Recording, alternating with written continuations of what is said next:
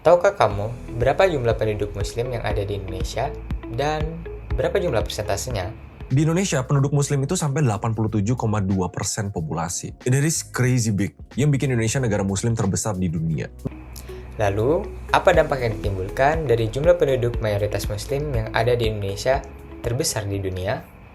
Sebagai negara dengan jumlah penduduk muslim terbesar di dunia, Indonesia memiliki peluang dan potensi dalam bidang perekonomian dan sektor ekonomi syariah. Apakah potensi yang besar ini selaras dengan tantangan yang dihadapi? Tingkat pemahaman dan inklusi yang rendah menjadi tantangan besar untuk memajukan industri halal di tanah air. Ternyata, pemahaman tentang bisnis syariah masih minim di Indonesia. Untuk meningkatkan pemahaman tentang bisnis syariah, saya akan memberikan satu buah contoh bisnis di lingkungan sekitar saya, kemudian saya akan menggolongkan apakah bisnis tersebut termasuk dalam bisnis syariah atau bisnis konvensional. Bisnis tersebut bernama Nibra House. Nibra House adalah usaha fashion muslim yang dimana menjual produk untuk perempuan dan laki-laki. Nibra House berlokasi di Jalan Palembang Prabu Muli, depan kampus Unsri Indralaya. Mereka menjual berbagai macam produk, dewasa hingga anak-anak. Di sini terdapat fashion muslim bagi laki-laki berupa baju koko. Mereka menjual berbagai macam ukuran, warna, serta motif yang ditawarkan. Nah, saya memilih baju koko yang trendy. Di sebelah saya juga terdapat fashion bagi anak perempuan maupun dewasa berupa baju gamis. Cantik banget kan ya? Selain baju gamis, Nibra House menjual hijab. Di sini berbagai macam warna dan corak yang ditawarkan. Selain itu terdapat sepatu sandal yang desainnya sangat modern dan enak dipakai. Nibra House memiliki pencapaian berupa Museum Rekor Dunia Indonesia. Keren ya Nibra House? Nah, ini saya melakukan pembelian produk dari Nibra House Indralaya. Apakah bisnis Nibra House ini termasuk dalam bisnis syariah atau bisnis konvensional? Apa itu bisnis syariah dan apa bedanya dengan bisnis konvensional? Yuk kita bahas. Bisnis syariah adalah suatu kegiatan bisnis yang dimana untuk mendapatkan profit mereka menggunakan prinsip-prinsip dan dasar dari hukum Islam. Prinsip yang pertama adalah larangan riba. Wan, aku boleh pinjem uangmu nggak sih 100.000? Lagi butuh nih, soalnya aku mau buat pinjol. Oh, boleh Vin, ini aku ada uangnya 100.000. Tapi waktu kamu kembaliin, bunganya 50% ya. Jadi totalnya 150. Oke, bisa diatur. Nanti aku kembaliin ke kamu 150.000 ya. Dari adegan tadi dapat kita ketahui bahwa mereka melakukan transaksi menggunakan riba. Yang dimana si Kevin ingin meminjam uang kepada Ridwan sebesar 100.000 rupiah. Namun Ridwan malah mematok Kevin menggunakan bunga yang dimana bunganya sebesar 50%. Sehingga Kevin harus mengembalikan uang sebesar 150.000 rupiah. Di sini dapat kita ketahui bahwa riba dilarang dalam bisnis syariah. Karena riba sendiri sudah ada dan jelas larangannya melalui pedoman Al-Quran dan hadis. Allah Subhanahu wa Ta'ala telah melarang kita melakukan riba dalam Quran Surah Ali Imran ayat 130. A'udzu billahi minasyaitonir rajim. Bismillahirrahmanirrahim. Ya ayyuhalladzina amanu la ta'kulur riba ad'afan mudha'afatan wattaqullaha la'allakum tuflihun. Artinya, hai orang-orang yang beriman, janganlah kamu memakan riba dengan berlipat ganda dan bertakwalah kamu kepada Allah supaya kamu mendapat keberuntungan. Yang kedua, larangan maisir. Udah di top up nih sama Ridwan. Jadi diamond aku makin banyak. Coba hari ini keberuntungan hoki nggak ya?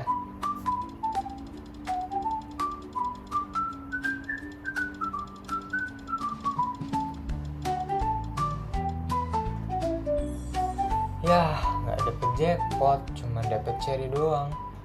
Dapat kita ketahui bahwa Kevin menggunakan sejumlah diamond untuk memenangkan hadiah jackpot pada game Hayday, yang dimana perbuatan tersebut termasuk dalam perbuatan maizir yang dilarang dalam bisnis syariah. Karena perbuatan maizir ini, kita mengharapkan sesuatu daripada undian, sesuatu yang tidak pasti.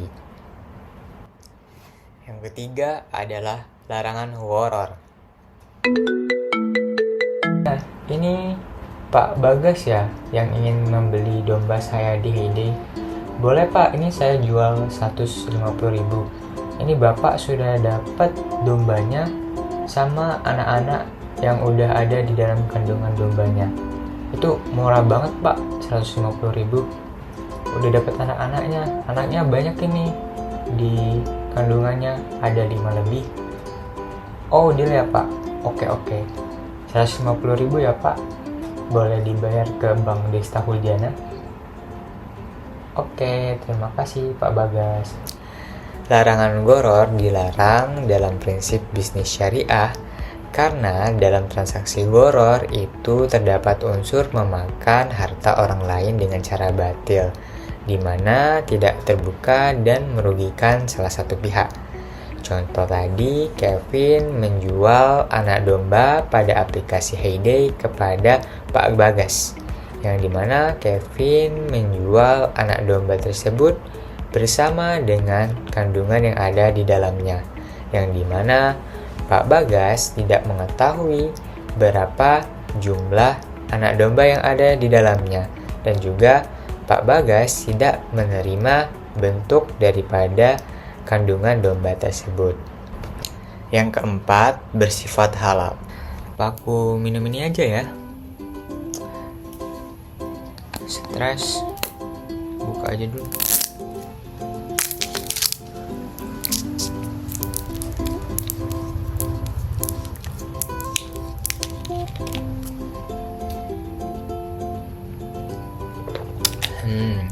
Segar. Kehalalan dalam prinsip bisnis syariah sangat penting.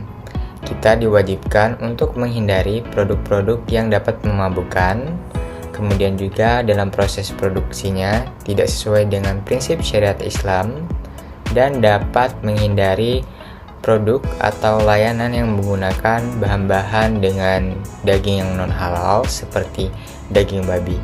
Karena proses kehalalan ini sangatlah penting dan menjadi poin utama pembeda dengan bisnis konvensional. Lalu, apa bedanya bisnis syariah dengan bisnis konvensional? Jadi untuk bisnis konvensional sendiri, suatu kegiatan bisnis yang dimana mereka fokus kepada untuk mencari keuntungan, profit. Nah, dalam mencari keuntungan tersebut, mereka tidak menggunakan syariat Islam.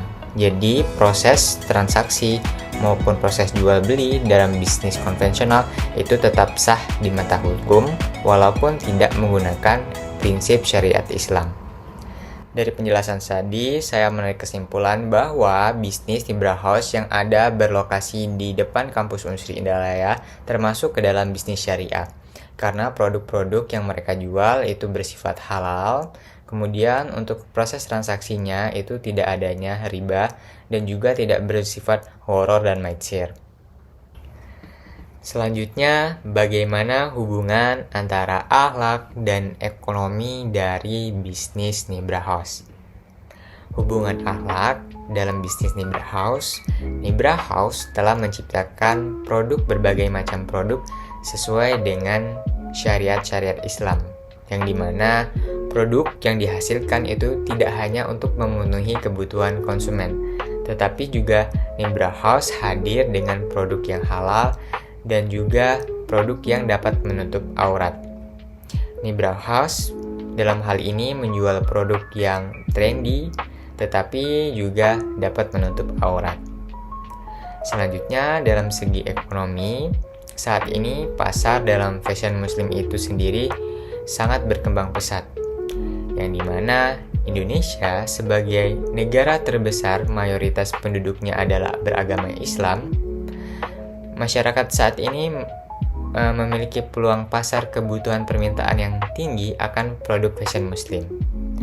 Jadi hubungan akhlak dan ekonomi menurut saya hubungannya seimbang, karena peluang pasar yang besar, kemudian juga produk fashion muslim ini dapat diciptakan sesuai dengan syariat Islam, sehingga hubungan mereka itu seimbang, saling menyatu satu sama lain.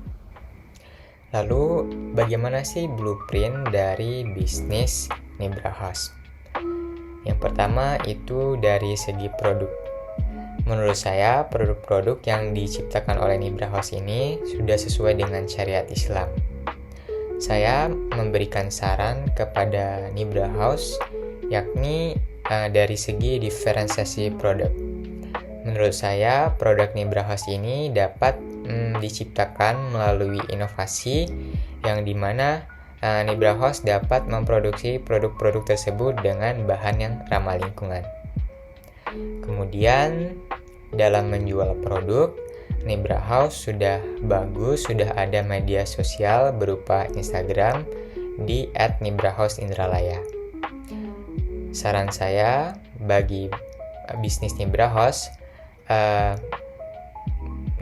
dapat menciptakan layanan produk melalui WhatsApp bisnis, yang dimana konsumen dapat melihat katalog berbagai macam produk yang dijual dari Nibra House, yang dimana konsumen itu akan merasa nyaman dan juga dapat melihat secara langsung katalog produk-produk apa sih yang dijual dari Nibra House.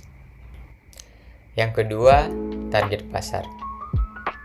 Target pasar dari Nibra House menurut saya itu dapat menjangkau dari mulai kalangan remaja, dewasa, hingga lansia.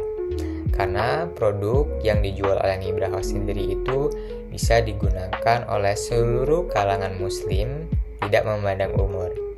Sehingga target pasar yang ada itu bisa menjangkau seluruh masyarakat muslim yang ada di Indonesia sendiri. Selanjutnya dari pemasaran atau marketing. Nibra House sendiri sudah melakukan penjualan secara langsung melalui toko fisik. Kemudian juga sudah tersedia produknya di e-commerce berupa Shopee dan Tokopedia. Untuk melakukan pengembangan bisnis melalui pemasaran, Nibra House dapat membuat konten dengan gencar melalui platform TikTok dan YouTube. Karena dari kedua platform ini, saya yakin Nibra House dapat menggait sebanyak-banyaknya konsumen yang ada. Lalu, bagaimana analisa mengenai etika bisnis yang berlaku pada bisnis Nibra House? Etika sendiri itu ilmu yang membahas tentang kebaikan dan juga keburukan. Nah, etika bisnis dalam bisnis Nibra House yang pertama itu ada keadilan atau al-adl. Jadi, dalam menjalankan bisnis, Nibra House itu harus melaksanakannya secara adil, tidak memihak pada salah satu pihak saja. Yang kedua, kejujuran atau asidik. Nibra House harus menjual produk dengan jujur mengenai kondisi, spesifikasi, dan harga yang ada. Yang ketiga, haruslah tanggung jawab atau amanah. Karena dalam menjalankan bisnis, kita harus bisa menjaga kepercayaan konsumen. Yang dimana apabila konsumen sudah percaya kepada bisnis kita, maka mereka akan melakukan repeat order atau belanja kembali. Terakhir, bagaimana motivasi dan usaha yang dilakukan oleh Nibra House untuk melakukan pengembangan bisnis? Motivasi dari Nibra House yakni besarnya potensi ekonomi dari menjual produk fashion muslim. Dilansir dari Kementerian Agama Republik Indonesia tahun 2024, saat ini jumlah penduduk muslim di Indonesia sebesar 87% atau sebanyak 229 juta, yang dimana banyak dan besar sekali potensi untuk produk fashion muslim. Kemudian usaha apa sih yang dilakukan oleh Nibra House? Nibra House sudah berusaha untuk menghasilkan produk-produk yang dimana produk-produknya ini memiliki motif yang sangat bagus, terus juga tersedia beberapa banyak ukuran mulai dari anak-anak, remaja, dewasa, hingga orang tua. Dan untuk cabang Indralaya sendiri, mereka telah melakukan penjualan secara langsung dan juga penjualan melalui media sosial. Nibra House cabang Indralaya sudah memiliki akun media sosial Instagram. Bisa lihat di sini, ini merupakan akun media sosial Instagram Nibra House cabang Indralaya. Mereka memperkenalkan produk-produk apa saja yang dijual oleh Nibra House di cabang Indralaya. Itu dia penjelasan dari saya mengenai bisnis syariah. Semoga teman-teman dapat menambah pengetahuan baru tentang bisnis syariah. Sekian dari saya. Sampai jumpa.